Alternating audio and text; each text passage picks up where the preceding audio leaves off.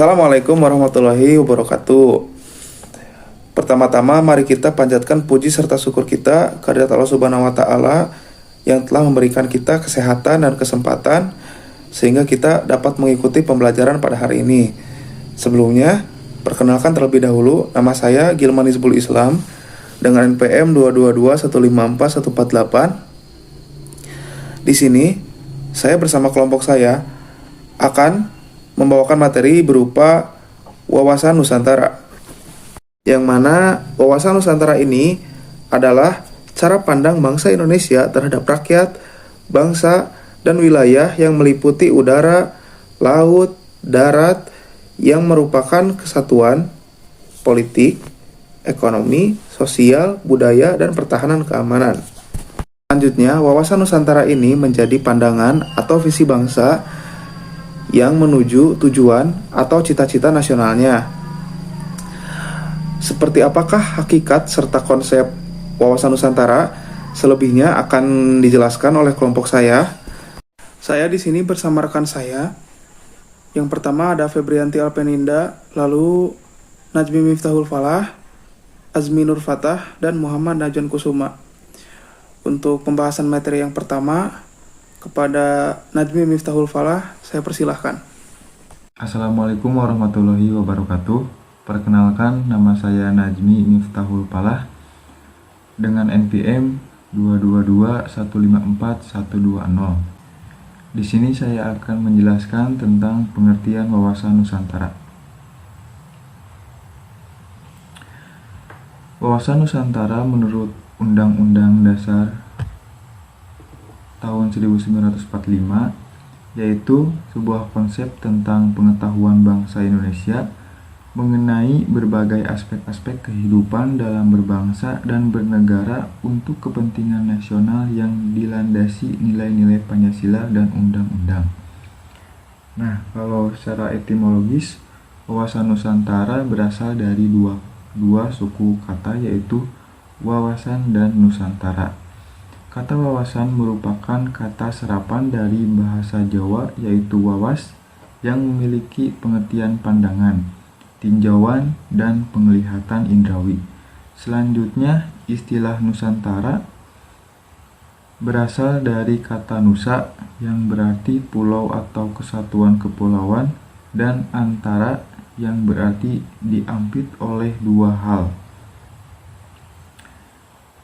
Istilah Nusantara digunakan untuk menggambarkan kesatuan wilayah perairan dan rangkaian pulau-pulau yang ada di Indonesia, di mana terletak di antara Samudra Pasifik dan Samudra Hindia, serta di antara benua Asia dan benua Australia. Poin selanjutnya yaitu tentang unsur-unsur wawasan Nusantara. Unsur-unsur wawasan Nusantara yang kedua yaitu tentang unsur-unsur wawasan Nusantara. Wawasan Nusantara merupakan sebuah konsep dalam rangka pengembangan dan peningkatan kualitas rasa nasionalisme bangsa Indonesia. Adapun unsur-unsur dari wawasan Nusantara yaitu dibagi menjadi 3. Yang pertama, wadah. Wadah dapat diartikan sebagai tempat dalam berbagai tata laku kehidupan berbangsa dan bernegara. Wadah bagi bangsa Indonesia adalah sebuah organisasi yang tersusun secara hierarkis yang disebut dengan negara Indonesia. Yang kedua yaitu isi. Isi yaitu di tengah-tengah banyak perbedaan di negara Indonesia, wawasan Nusantara mengusung sebuah konsep tentang persatuan. Bangsa Indonesia dituntut untuk dapat menciptakan rasa persatuan dan kesatuan baik dalam kebinekaan ataupun dalam berbangsa dan bernegara. Isi dari wawasan Nusantara yaitu implementasi dan pengembangan pengetahuan tentang tujuan dari berdirinya negara Indonesia. Yang ketiga yaitu tata laku. Tata laku merupakan sebuah output dari semangat adanya wadah dan isi dalam unsur-unsur wawasan Nusantara.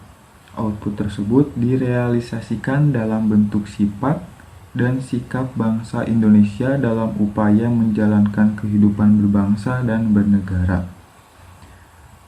Tata laku dapat diukur dari beragam aspek, di antaranya itu tata laku batiniah, yaitu sebuah sifat yang didasari karakter dan kepribadian yang kuat dalam menjalankan kehidupan berbangsa dan bernegara.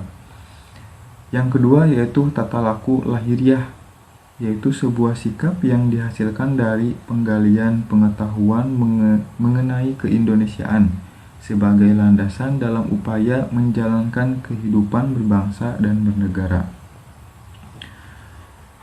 Yang selanjutnya yaitu tentang asas wawasan Nusantara. Asas wawasan Nusantara, asas merupakan konsep dasar yang harus dilaksanakan agar dapat memanifestasikan unsur-unsur wawasan Nusantara. Adapun asas wawasan Nusantara terbagi menjadi sebagai berikut. Yang pertama yaitu kepentingan atau tujuan yang sama. Berbagai bentuk kepentingan di negara Indonesia harus dilandasi atau mengacu pada keinginan untuk memenuhi kebutuhan bersama dan mengesampingkan kepentingan-kepentingan individu atau golongan.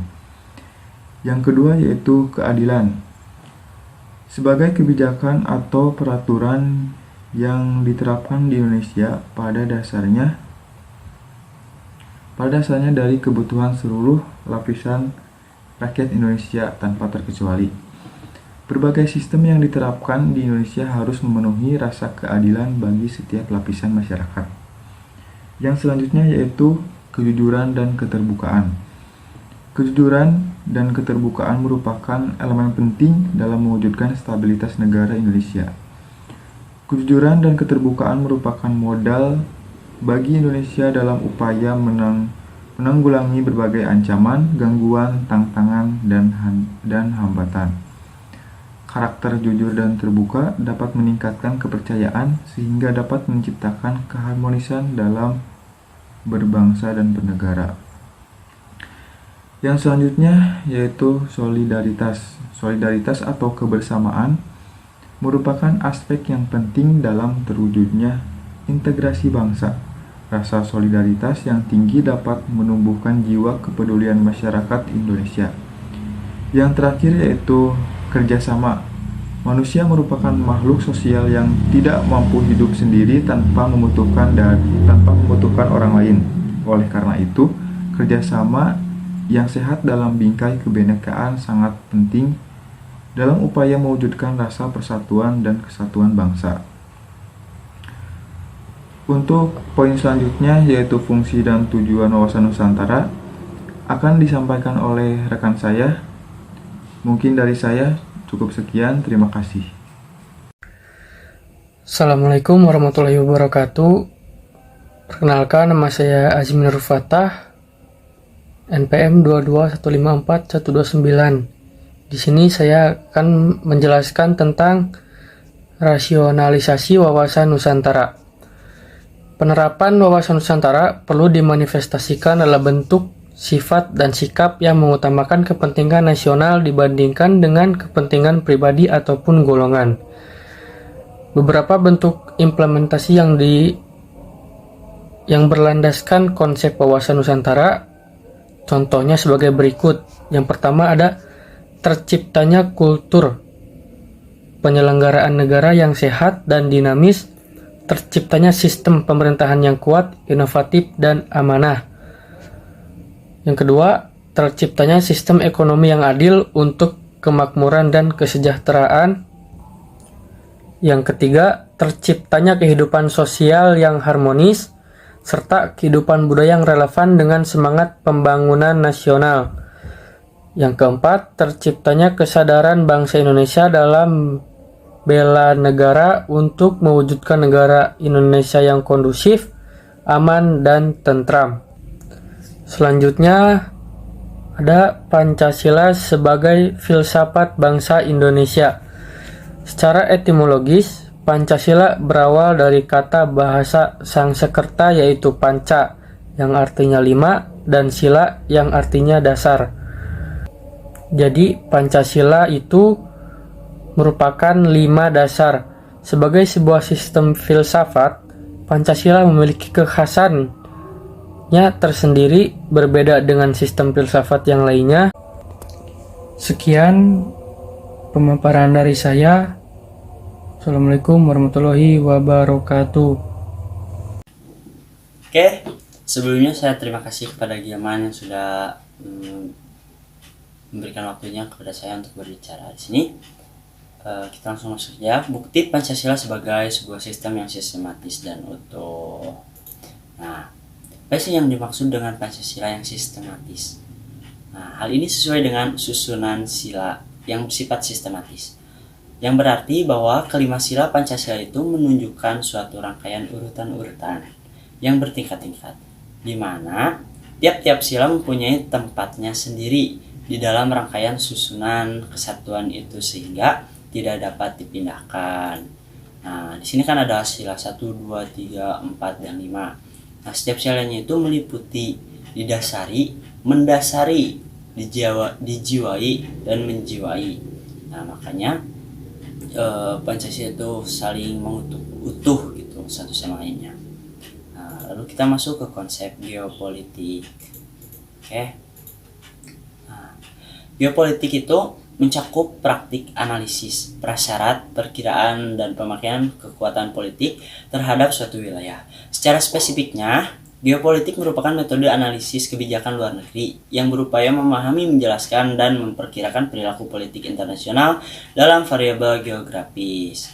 Nah, jadi di sini kan ada para ahli memiliki pengertian tersendiri, ada Karl Hofer, Rudolf Kelden, Saul Bernard Cohen, Hafiz Nia, Ad Hoc Commit on Geography, Jackson, dan Daljoni.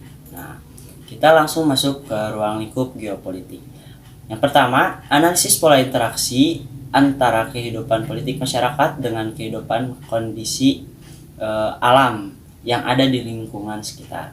Dan negara itu merupakan subjek dari geopolitik karena negara merupakan sebuah wadah bagi suatu bangsa dan memiliki kondisi geografis yang berbeda-beda. Nah, di sini tuh termasuk ke dalam fungsi geopolitik. Jadi, suatu negara itu membutuhkan geopolitik guna menentukan pembinaan politik nasional. Hal ini didasarkan kondisi dan situasi geografis dalam mencapai tujuan negara tersebut. Nah, Indonesia itu sebagai negara kepulauan ya. Jadi, Indonesia mempunyai geopolitik tersendiri nih, yaitu wawasan Nusantara. Begitu. Makasih. Terima kasih. Di sini saya akan menjelaskan tentang geostrategi. Geostrategi berasal dari kata geografi dan strategi, di mana geografi diartikan sebagai ruang hidup, wadah, atau tempat. Sedangkan strategi berarti upaya menggunakan dan memanfaatkan semua sumber daya bangsa untuk melaksanakan kebijaksanaan tertentu. Ada beberapa ahli yang mengemukakan arti dari geostrategi. Di antaranya yang pertama ada Purnomo. Menurut Purnomo, geostrategi merupakan cara suatu negara dalam mewujudkan geopolitik yang telah dirumuskan. Yang kedua ada Lim Jujuk, di mana ia mengartikan bahwasanya geostrategi merupakan pertimbangan faktor-faktor geografis dalam perencanaan dan tindakan strategi. Yang ketiga ada Rogers dan Simon. Menurut mereka, geostrategi membahas tentang pelaksanaan kekuasaan atas ruang kritis di permukaan bumi tentang keahlian menjadi kehadiran politik dalam sistem internasional. Lalu ada latar belakang lahirnya konsep geostrategi. Ada beberapa faktor yang melatar belakangi lahirnya geostrategi. Yang pertama, geopolitik merupakan istilah yang dihindari karena konotasi Nazinya. Yang kedua, teknologi berupa sarana transportasi cepat mengubah hubungan manusia dengan realitas geografis dunia yang lebih besar. Yang ketiga, kemunculan geostrategi merupakan perkembangan dari ilmu geopolitik itu sendiri. Selanjutnya, ada tujuan geostrategi. Menurut Kailan dan Ahmad Jubaidi, geostrategi memiliki tujuan, yaitu memberikan arahan tentang upaya membuat strategi pembangunan dan keputusan yang terukur guna mewujudkan masa depan yang lebih aman, lebih baik, dan lebih bermartabat. Artinya, tujuan dari geostrategi ini diharapkan bisa memberikan arahan dalam hal strategi pembangunan agar mewujudkan masa depan yang lebih baik dari sebelumnya. Menurut Herdiawanti, tujuan geostrategi diarahkan untuk yang pertama, menegakkan hukum dan ketertiban. Yang kedua, mewujudkan kesejahteraan dan kemakmuran. Yang ketiga, menyelenggarakan pertahanan dan keamanan. Yang keempat, mewujudkan keadilan hukum dan sosial. Dan yang terakhir, ketersediaan kesempatan bagi rakyat untuk mengaktualisasikan diri. Setelah itu ada geostrategi negara Indonesia. Geostrategi Indonesia adalah strategi bangsa Indonesia dalam memanfaatkan wilayah NKRI sebagai ruang hidup nasional guna merancang arahan tentang kebijakan dan sasaran pembangunan untuk mencapai kepentingan dan tujuan nasional. Sekian yang dapat saya sampaikan. Terima kasih. Alhamdulillah, presentasi dari kelompok kami sudah selesai. Terima kasih kepada rekan-rekan saya yang telah memberikan materinya. Semoga apa-apa yang telah disampaikan dapat menjadi bekal dan ilmu yang bermanfaat bagi kita semua. Amin ya rabbal alamin. Untuk itu, presentasi pada hari ini dicukupkan sekian. Mohon maaf jika banyak kekurangan. Ditutup saja dengan alhamdulillah. Wassalamualaikum warahmatullahi wabarakatuh.